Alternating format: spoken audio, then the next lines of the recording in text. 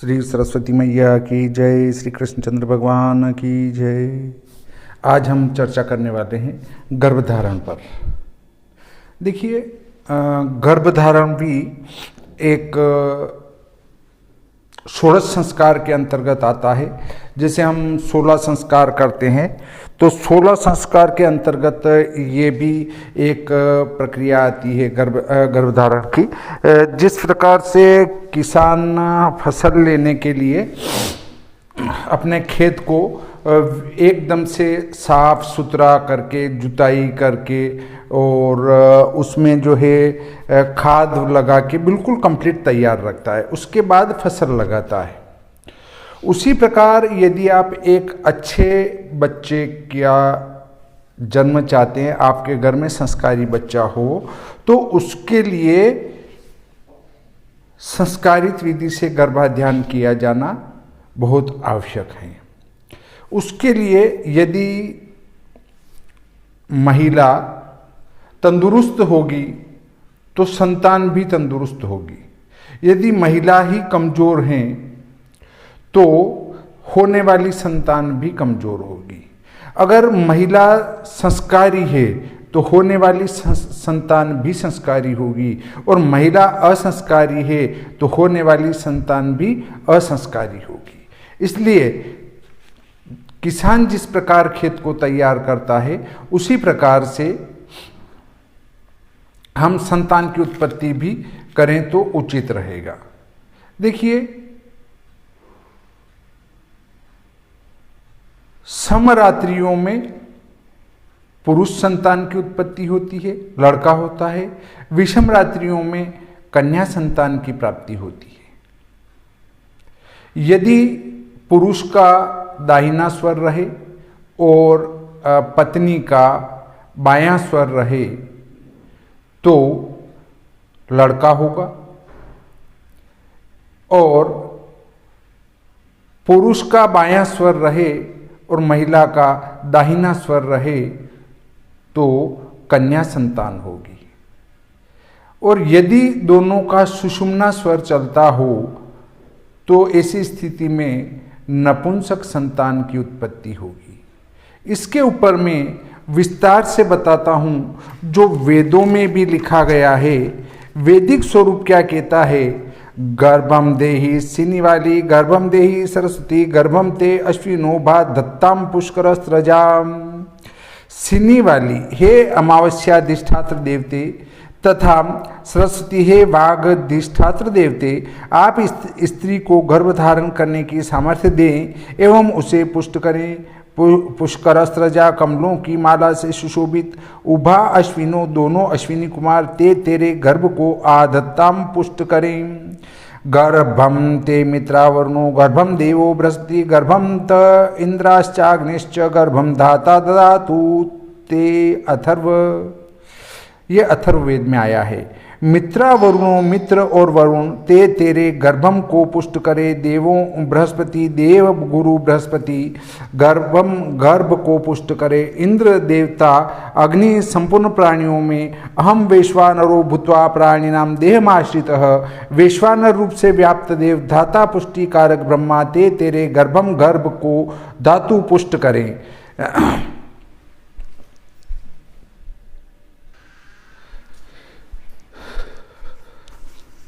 उपयुक्त वैदिक मंत्रों के उद्धरण से यह सिद्ध हो गया कि यह संस्कार वेदा अनुमोदित हैं, अर्थात गर्भाधान संस्कार भी वेदों के अनुरूप हैं। वेद में भी इसका विवरण आया है। चूंकि मानव जाति के प्रतिनिधि भावी शिशु का संपूर्ण भविष्य इसी के ऊपर निर्भर रहता है, इस संस्कार का महत्व निर्विवाद है। अंगादंगात संभवसी हृदयादधिजाय से, इस श्रुति के अनुसार संतान माता पिता के आत्मा, हृदय तथा शरीर से उत्पन्न होती हैं। ऐसी दशा में माता पिता पिता में होने वाले शारीरिक या मानसिक गुण अवगुण भी संतान में अवश्य संक्रमित होंगे। उन दोषों को दूर करने के लिए गर्भाधान संस्कार की आवश्यकता होती है। इसलिए मनु जी ने इस संस्कार का उद्देश्य निषेकाद्विजीकम चेनुगार्भिकंचापमृज्यते क्षेत्र संस्कार सिद्धिश्च गर्भाधान फलम स्मृतम। इस श्लोक में बीज तथा क्षेत्र दोनों की शुद्धि ही मुख्य रूपेण माना गया है। प्रश्न हो सकता है, क्या चंद मंत्रों के उच्चारण तथा देव पूजनादि से शारीरिक और मानसिक दोषों की शांति संभव है? इसके उत्तर में हम हाँ में ही देंगे। हमें यह न भूलना चाहिए कि मनुष्य के अच्छे या बुरे होने में उसके मन का प्रधान हाथ होता है। शास्त्रों में बतलाया गया है कि मन एवं मनुष्याणाम कारणम बंध मोक्षयोः, अर्थात मनुष्य का मन ही उसके सांसारिक कष्टपूर्ण बंधन और नित्य सुखमय मोक्ष का कारण है। ऐसी दशा में जब दोषों के उद्गम और उनके दुर्भेद्य दुर्ग का हमें पता लग गया तो हमारा कर्तव्य यह हो जाता है कि हम सीधा आक्रमण उसी पर करें, उसके प्रवाह को बदलें और अभी तक उसकी जो शक्ति दोषों को उत्पन्न करने की ओर लगी हुई थी उसी को दोषों एवं दुर्गुणों के विनाश की ओर लगावें। इस तत्व को समझने वाले महर्षियों ने ही इस संस्कार का विधान किया है। मद मोह वासना से अंधे हुए पुरुष के अंधकार पूर्ण हृदय में ऐसे समय में भी अध्यात्म प्रदीप की एक लो को प्रज्वलित रखना भारतीय ऋषियों की विलक्षण बुद्धि का चमत्कार है। इस संस्कार के समय पढ़े जाने वाले धातः श्रेष्ठेन रूपेणास्या नार्यागविन्योः पुमान् संपुत्रमादेहि दशमे मासी सुत्वे अथर्ववेद में आया है। धात है सृजनाधिष्ठात्र देव ब्रह्मा जी श्रेष्ठेन रूपेण श्रेष्ठ रूप के साथ अस्या इस नार्या स्त्री की गविन्यो पार्श्वस्थ नाड़ियों के में पुमांसम पुत्रम पुरुष संतान को 10वें मासी 10वें महीने में सुतवे उत्पन्न होने के लिए आदेही भली प्रकार स्थापित कीजिए। यते सुशी में हृदयम दिवी चंद्रमसी शीतम वेदा हम तन्माम तद्विद्यात पश्येम शरदः शतम जीवेम शरदः शतम सुनुयाम शरदः शतम। पास्कर और यजुर्वेद में आया है। सुशी में है सुंदरी, यत्ते हृदयम तुम्हारा जो हृदय, दिवी चंद्रमसी शीतम द्युलोकस्थ चंद्रमा में स्थित है, तत् अहम वेद में उसे मैं जानता हूँ और तत्माम विद्यात वह मुझे जाने। अर्थात हम दोनों एक दूसरे के मनोभावों को भली प्रकार समझे, हम दोनों 100 वर्ष तक देखें, जीवें और श्रवण शक्ति युक्त रहें। देखिए, हम जो संतान उत्पन्न करने वाले हैं वो हमारे उस समय के गर्भधारण के समय के विचारों पर भी निर्भर करेगा। जैसे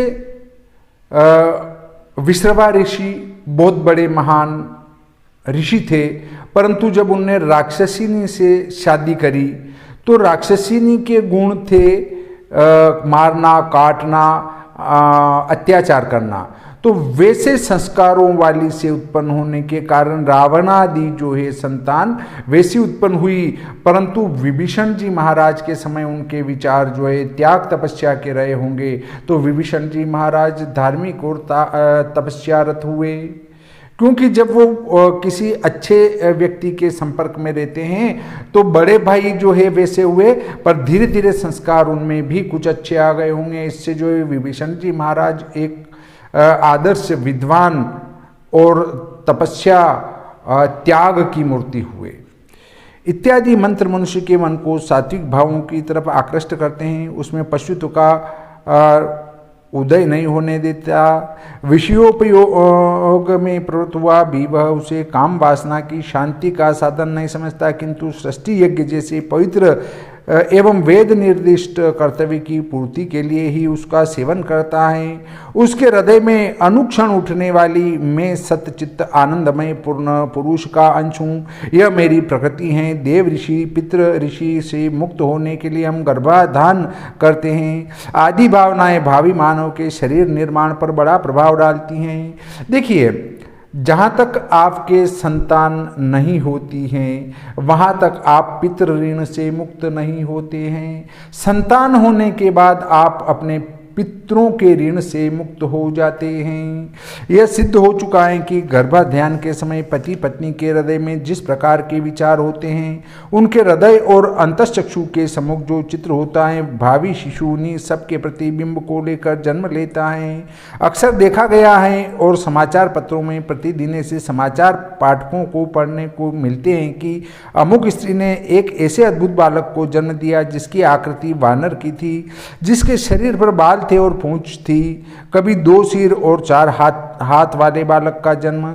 इन सब घटनाओं का मूल क्या है, कहना न होगा कि गर्भाधान काल के उटपटांग विचारों ने ही ऐसी अद्भुत आकृतियों को जन्म दिया है। इसलिए गर्भाधान काल में मनुष्य के मन का प्रसन्न तथा धार्मिक भाव युक्त रहना नितांत आवश्यक है। हम बता आए हैं कि शिशु का निर्माण माता पिता के शरीर, आत्मा और हृदय से होता है। इन तीनों में मन की ही प्रधानता है। वह बड़ा चंचल और अनियम्य है। वह प्रतिक्षण गतिमान रहता है और बुद्धि को अपने साथ मिलाकर कुछ न कुछ मनन करता रहता है। यदि उसे कोई उचित सरणी न मिले तो उसके लिए विपथगामी होना कोई कठिन नहीं है। अन्य समय में मन की इस चंचल वृत्ति को सहन किया जा सकता है, किंतु गर्भाधान जैसे पवित्र और महत्वपूर्ण काल में, जबकि हम अपने वंश, जाति और परंपराओं के उत्तराधिकारी के निर्माण के लिए प्रस्तुत हो रहे हों, इस प्रकार की चंचल तथा सरणीहीन मनोवृत्ति अयोग्य, कुल कलंकी तथा सर्वदा संताप एवं अनुताप की आग में जलाने वाले शिशु के जन्म का कारण बन सकती हैं। इसलिए मन को देव भाव युक्त करने तथा इस पवित्र एवं महान कार्य की जिम्मेवारी अनुभव कराने के लिए ही क्रांतदर्शी महर्षियों ने इस संस्कार का प्रचलन किया था।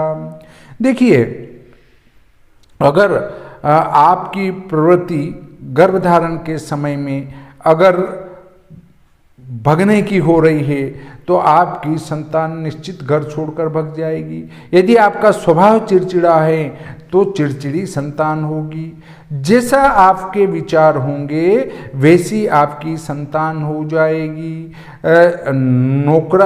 जो नौकरी करती हैं वे क्या है, चिड़चिड़े स्वभाव की रहती हैं। ऑफिस में उनके कोई न कोई झंझट चलता है, तो ऐसी स्थिति में नौकरी करने वाली महिलाओं के लिए भी ये स्थिति थोड़ी सी कमज़ोर कही जा सकती हैं। इसलिए जब ऑफिस से घर आएं तो सारा तनाव ऑफिस में छोड़कर ही घर आना चाहिए।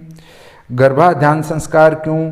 जब सृष्टि में मनुष्य, पशु, पक्षी आदि सभी प्राणी बिना शास्त्रोक्त गर्भाधान संस्कार के ही गर्भधान कर लेते हैं और उसके संतान भी हो जाती हैं, बल्कि पशु पक्षी तो 2, 4, 5, 7 बच्चे तक एक बार उत्पन्न कर लेते हैं, तब यह जिज्ञासा होनी स्वाभाविक है कि इसकी गणना संस्कार में क्यों?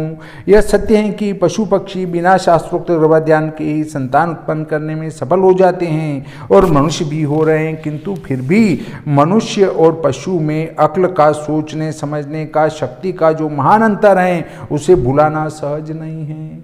देखिए, पशु पक्षी में अक्ल बुद्धि नहीं होती है, परंतु हम मनुष्यों में ये मानव योनि भोग योनि कही गई है। भोग योनि का अर्थ नहीं उपभोग करना, उपभोग नहीं, आपने जो पूर्व जन्म में पाप किए हैं या इस जन्म में पाप किए हैं या पुण्य किए हैं तो उनका यहाँ पर आपको उपभोग मिलता है, आप उनका भोग करते हैं। जैसे आपने देखा होगा, एक बच्चे का जन्म हुआ और उसके बड़ी भारी बीमारी लगी हुई है, और एक 100 साल का होकर मर गया और उसके कोई बीमारी नहीं थी, तो ये आपके पूर्व जन्मकृत भोगों का फल है। ये भोग योनि इसलिए कही गई हैं। तो ज्ञान शक्ति देकर प्रकृति ने पुरुषों पर जो अनुग्रह किया है वह पशुओं पर नहीं।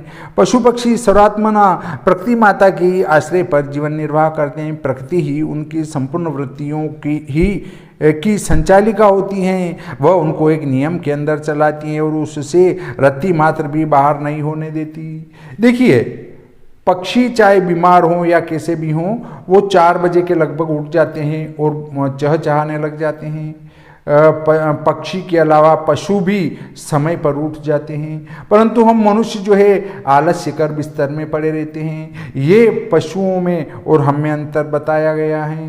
तात्विक दृष्टि से देखने पर तो हम कह सकेंगे कि आज के मनुष्य से पशु कई बातों में बड़ा चढ़ा है और उसने मनुष्य के सामने एक आदर्श स्थापित किया है। गर्भाधान और समागम को ही लीजिए, पशु पक्षी एक निश्चित समय में ही, जो कि प्रकृति ने उनके लिए निश्चित कर दिया है, समागम करते हैं। उस समय में भी वे अपनी घ्राण शक्ति द्वारा स्त्री के शरीर को सूंघकर यह ज्ञान प्राप्त कर लेते हैं कि स्त्री गर्भिणी तो नहीं है।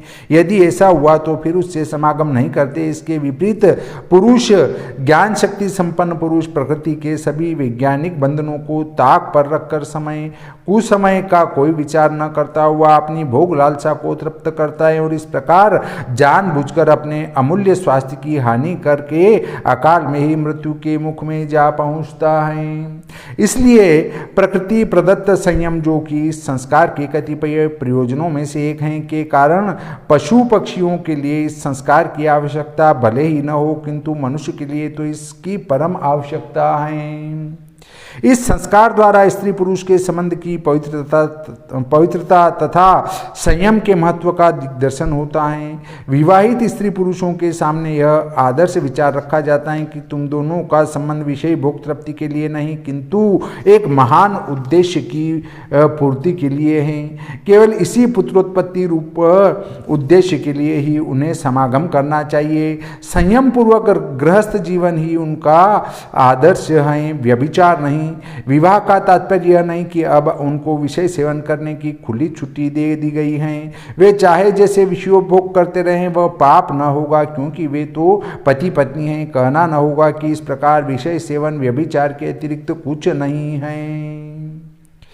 प्रायः हम देखते हैं कि माता पिता, भाई, बिरादरी अर्थात समाज की अनुमति से एवं वैदिक मंत्रों की शक्ति से ही स्त्री पुरुष का पारस्परिक संबंध मान्य होता है। इन दोनों अवस्थाओं के अतिरिक्त यदि कोई स्त्री पुरुष आपस में ऐसा संबंध रखते हैं तो जहाँ लोक में उसे व्यभिचार गिना जाता है, वहाँ परलोक में भी दुर्गति करने वाला कहा जाता है।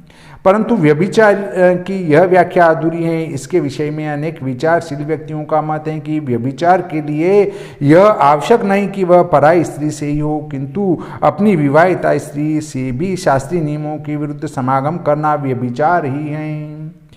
पाश्चात्य जगत के सुप्रसिद्ध विद्वान डॉक्टर बेलफोर ने इस विषय का विचार करते हुए कहा है, विवाहित लोगों के मध्य में अत्यंत विषय सेवन यथार्थ रूप से व्यभिचार है। इसलिए भगवान कृष्ण ने गीता में धर्मा अविरुद्धो भूतेषु कामो अस्मि भरतर्षभ कहकर धार्मिक भावना से युक्त काम को ही अपनी विभूति में परिगणित किया है।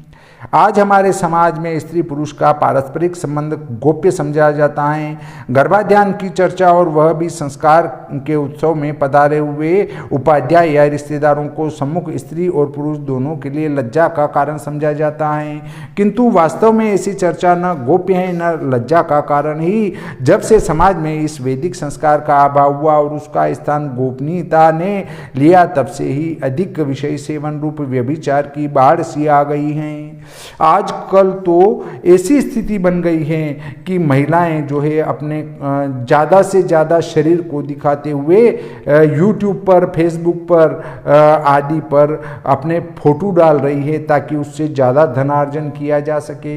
देखिए, ये जो है व्यभिचार के अंतर्गत ही आएगा और ऐसी स्त्रियों को महत्व नहीं देना चाहिए जो अपना अंग प्रदर्शन करती हो। धन के लालच में अपना अंग प्रदर्शन करना बहुत ही बुरा और लज्जाजनक माना गया है। परंतु आजकल तो हम पश्चिमी सभ्यता के प्रभाव में आते हुए अपनी माता बहनों को कंधे दिखने वाले कपड़े पहना रहे हैं, नेकर पहना रहे हैं, और जब उनसे कहो कि भाई ऐसे कपड़े मत पहनो तो वो क्या उत्तर देती हैं माता बहनें? वो कहती हैं कि हम क्या पहनेंगे ये निर्णय तुम करोगे क्या? नहीं, हम नहीं करेंगे, आप तो और कम से कम कपड़े पहनो, हमें क्या दिक्कत है? भाई अगर कपड़े कम पहनने से कोई आधुनिक बनता तो घोड़े, गधे, कुत्ते, हाथी, बैल, सुअर, आपके हरिण वगैरह जितने पशु हैं वे तो सबसे पहले आधुनिक होते, क्योंकि जन्म से उनने कभी चड्डी भी नहीं पहनी है, तो वो तो आपसे भी ज्यादा मतलब आधुनिक हुए। फिर तो भाई कपड़े खोलकर अंग प्रदर्शन को आधुनिकता कहेंगे तो सबसे ज्यादा आधुनिक तो हमारे पशु हैं, जो कभी भी चड्डी भी नहीं पहनी और वो हमेशा पूरे अंग प्रदर्शन करते हैं, तो वो तो सबसे ज्यादा आधुनिक हुए। फिर तो अंग प्रदर्शन करने को आधुनिकता नहीं कहेंगे। और फिर क्या कहती माता बहने, आप अपनी निगाहों को शुद्ध रखिए। क्यों हम हमारी निगाहों को शुद्ध क्यों रखें? जब आप कंधे दिखा रही हैं, जब आप अंग प्रदर्शन कर रही हैं और हमसे ये आशा करती हैं कि हम हमारी निगाहें नीचे करके चले, हम हमारी निगाहें घुमा के चले, ऐसा क्यों करेंगे भाई? मान लो मैं कर लूंगा, पर जो सामने से जा रहा है उसकी निगाह आपके ऊपर पड़ेगी तो पड़ेगी, उसको कोई नहीं रोक सकता है। आजकल तो और ज्यादा देखा जा रहा है कि बस यहां पर थोड़ा सा पट्टा बांध लिया और फोटो डाल रही है। क्या है ये? बस उसमें भी ऊपर से भी ऊंचा दिख रहा है, नीचे से भी ऊंचा दिख रहा है, और केवल इतना इतना थोड़ा सा ढक रहे हैं। मतलब जो है लज्जा इतनी इतनी सी बची है, बाकी तो कोई दिक्कत ही नहीं है। कितनी बेशर्म हो रही है कुछ 1.01% माता बहनें। तो उनको ये समझना चाहिए कि हम पश्चिमी सभ्यता के प्रभाव में न आए। तो देखिए, यदि आज फिर गर्भाधान को संस्कार रूप में करने की प्रथा प्रचलित हो तो समाज के बहुत से दोष शांत हो जाएं, और तब जिस प्रकार विवाहित हो जाने पर स्त्री और पुरुष से संबंध रखना पाप समझा जाता है, यथासंभव नर नारी इससे बचने का प्रयत्न भी करते हैं। इसी प्रकार संतान उत्पत्ति के लिए गर्भाधान संस्कार के समय ही स्त्री पुरुष समागम किया करे, अतिरिक्त समय में नहीं। यही इस संस्कार का मुख्य अभिप्राय है। इसके अतिरिक्त इस संस्कार के उद्देश्य और कई हैं।